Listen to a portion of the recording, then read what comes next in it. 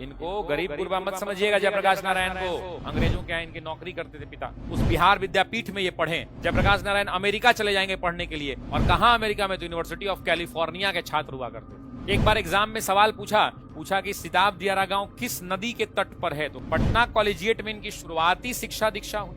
बिहार के पहले मुख्यमंत्री श्री कृष्ण सिंह इनके साथ पढ़े। जवाहरलाल नेहरू ने इन्हें कांग्रेस में शामिल कराया। सविनय अवज्ञा आंदोलन के जार ये जेल भेजे गए।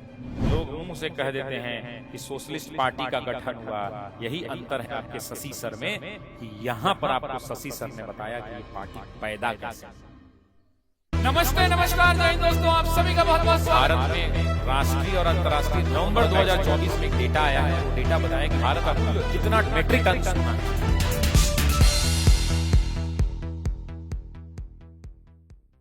अब यहां से बात आएगी एक व्यक्ति की जिसका नाम है जयप्रकाश नारायण।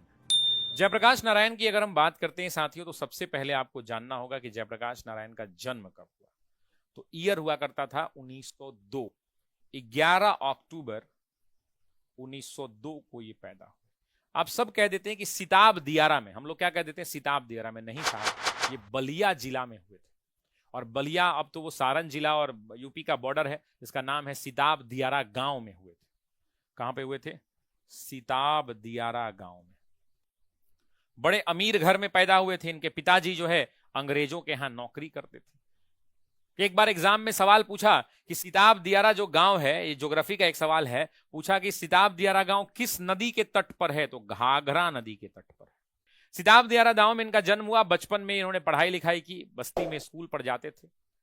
धीरे धीरे इनके पिता चूंकि अंग्रेजों के यहां नौकरी करते थे, बड़े अधिकारी हुआ करते इनके पिता, तो जब ये लगभग 9 साल के थे तो उस टाइम पीरियड में इनकी पढ़ाई लिखाई की शुरुआत हुई। और इनकी पढ़ाई हुई पटना कॉलेजिएट में। पटना कॉलेजिएट में इनकी शुरुआती शिक्षा दीक्षा हुई। बिहार के पहले मुख्यमंत्री श्री कृष्ण सिंह इनके साथ पढ़े। बिहार के पहले डिप्टी सीएम अनुग्रह नारायण सिन्हा इनके साथ पढ़े। बहुत सारे लोग साथ साथ पढ़े। इनकी पढ़ाई लिखाई हुई, पढ़ाई लिखाई कंप्लीट हुई। 1918 में इनका विवाह हो गया। कब विवाह हुआ? 1918 में विवाह हुआ। 1918 में किससे हुआ? तो विवाह प्रभावती देवी से हुआ। प्रभावती देवी किसकी बेटी थी? तो बिहार के बड़े नेता ब्रजकिशोर प्रसाद की बेटी थी। जब जयप्रकाश नारायण की शादी वादी हो गई, लेकिन इनका पढ़ाई तो ये जारी रखे, तो इनको पत्नी को साथ नहीं रख के प्रभावती देवी को महात्मा गांधी ने आमंत्रण किया। और महात्मा गांधी ने इनको साबरमती आश्रम बुला लिया। महात्मा गांधी ने साबरमती आश्रम बुला लिया। और इनके पतिदेव कहां चले गए? तो पतिदेव चले गए अमेरिका। जयप्रकाश नारायण आगे की शिक्षा के लिए, तो आगे की पढ़ाई के लिए यूनिवर्सिटी ऑफ कैलिफोर्निया चले गए। अगर एक लाइन में पूछे तो कहां चले गए? अमेरिका गए। और अमेरिका जाकर अपनी पढ़ाई की। आगे की पढ़ाई इन्होंने कहां पर पूरी की? तो अमेरिका जाकर। आप ऐसे मत समझ लीजिए कि जयप्रकाश नारायण आम आदमी था। अमेरिका में पढ़े थे जाके। और कहां अमेरिका में? तो यूनिवर्सिटी ऑफ कैलिफोर्निया के छात्र हुआ करते थे। ये आदमी 1923 के अंदर में जयप्रकाश नारायण अमेरिका में पढ़ के अपनी ग्रेजुएशन की पढ़ाई कंप्लीट कर चुके थे ये व्यक्ति। वहीं पर बहुत सारे लोगों से मिले। वहीं पर कार्ल मार्क्स वाली विचारधारा से ये पूरे प्रेरित हुए। धीरे धीरे सब कुछ समय गया। फिर हार्वर्ड गए, हार्वर्ड में पढ़ाई लिखाई करी। हार्वर्ड में पढ़ाई लिखाई करने के बाद ये भारत 1929 में भारत लौटे। और जब ये 1929 में भारत लौटे, तब जाकर ये भारत में राष्ट्रीय आंदोलन में शामिल हुए। जयप्रकाश नारायण राष्ट्रीय आंदोलन में 1929 में शामिल हुए। इसके पहले ही पढ़ाई कर रहे थे अमेरिका में। गए कब थे अमेरिका? 1922 में गए थे, 1922 में। 7 साल अमेरिका में रहे। अब सुनिए, 1929 में जब ये भारत लौटे, तो आप मुझे बताइए कि 1929 में क्या चल रहा था? याद है? 1929 में अधिवेशन चल रहा था। अधिवेशन कहां चल रहा था? लाहौर में चल रहा था। याद है? इसी 1929 में जवाहरलाल नेहरू ने इन्हें कांग्रेस में शामिल कराया। तो जयप्रकाश नारायण आपसे पूछेगा कि जयप्रकाश नारायण पहली बार कांग्रेस में कब शामिल हुए? तो 1929 में शामिल हुए। और उसके बाद पटना में अपना स्थान बनाया। पटना में एक इनके मित्र थे गंगा शरण सिंह। क्या नाम था इनका? नाम कई बार आता है। जब इम्तियाज अहमद आप पढ़ेंगे तो इनका नाम आएगा, गंगा शरण सिंह। और उसी गंगा शरण सिंह के साथ पटना में एक जगह है वीना सिनेमा, कदम कुआं, उनका घर भी है कदम कुआं में।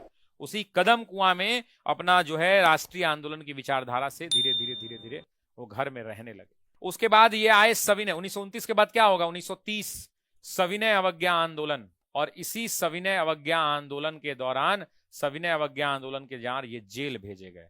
और आप जानते हैं ये कहां पे जेल गए? नासिक महाराष्ट्र में। किस जेल में कैद किया गया इनको? तो इनको नासिक जेल महाराष्ट्र में ये भेजे गए। सविनय अवज्ञा के दौरान नासिक जेल में कैद किए गए। नासिक जेल के अंदर में जितने बड़े नेता थे, चाहे मीनू मसानी हो, चाहे राम मनोहर लोहिया हो, चाहे अच्युत पटवर्धन हो, चाहे अशोक मेहता हो, इन सब के साथ वहीं पर इनकी मुलाकात हुई।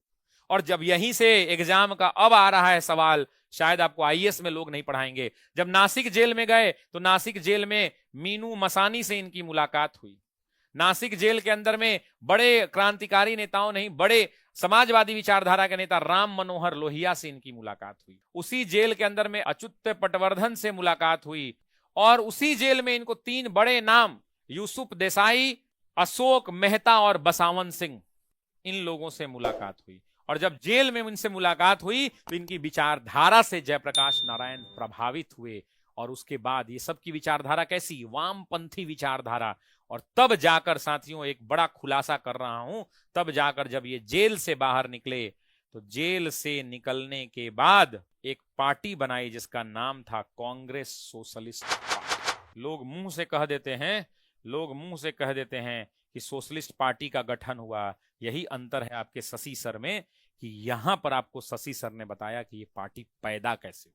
और तब जाकर जब ये कांग्रेस सोशलिस्ट पार्टी बनी, जो एक अलग विचारधारा की थी, जो एक कांग्रेस के भीतर वामपंथी विचारधारा का समूह था, वही बना। और तब जाकर इस कांग्रेस सोशलिस्ट पार्टी के अध्यक्ष बने कौन?